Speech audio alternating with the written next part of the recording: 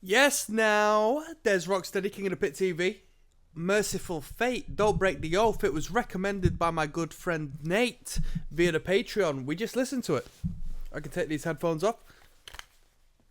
How many tunes did we have? 9 tracks, was it? It was 9 tracks. 9 tunes. One of them essentially an interlude, which is track number 8, leading into track number 9. It was a pretty darn good record, in my personal opinion. Heavy metal, through and through. 70s rock, now known as classic rock. And early 80s new wave of British heavy metal-esque riffing from time to time. I enjoyed it. I feel that I'll give you an insight. I don't know an incredible amount of heavy metal, but to me, from my experience with alternate musics as a whole, I don't know near to any frontmen who have got an approach like my man in this band. Them high vocals are amazing and a great selling point. The production on this value, you can tell I've had a few to drink. The production value on this record is iffy. It's iffy. As we got through the record, I became accustomed to it. The first track on this record, I think, was maybe not on the remaster. I think it was the original recording because it was produced a little different. So when we initially got into it, the bass was way high. And we had the first, well, let's call it the second guitar, the rhythm guitar. That was like almost way too behind. So it was awkward. It was awkward, the first song. But from there, the production sort of evened out, leveled out a little bit, and it wasn't too bad. Wasn't too bad at all.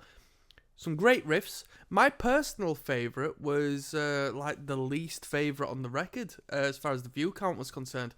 And that was Welcome Princess of Hell. I thought most classic riff on there, man. I thought we had a great riff on there. I was very, very excited listening to that one. Great bass presence. Great guitar work.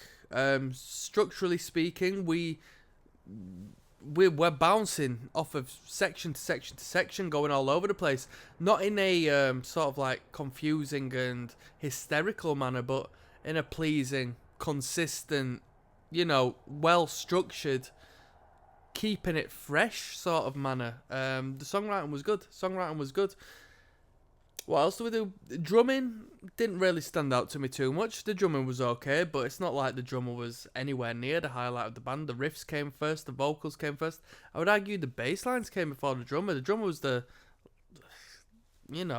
least, I don't want to say talented, but just sort of the least emphasised member on this production, in my personal opinion. I enjoyed it. I was going to say I'll give this a 6.5 out of 10. 6.5 out of 10. Could I give it a 7? If there was more riffing that really tickled my pickle. But I'll give it a 6.5. I think you really will get into this band if you love the vocals. If you love the vocals, then this record will be a great rating for you. But I'm an instrumentalist first and foremost.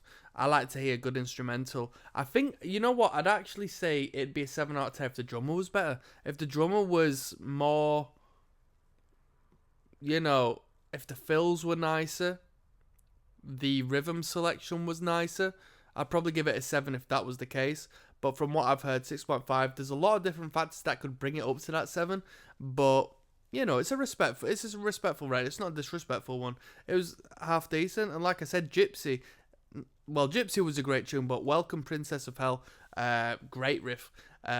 I don't normally come across any replay value in the listen throughs I do. I appreciate the music, but as far as the little time I've got in the day to listen to music, I don't really listen to much material I listen to on this channel. Welcome Princess of Hell, on the other hand, I might blast that for that riff, I might blast it for the riff. So on that note, I'm going to move on to the Wikipedia page and we're going to see what interesting factoids we've got surrounding this record. I'll see you there.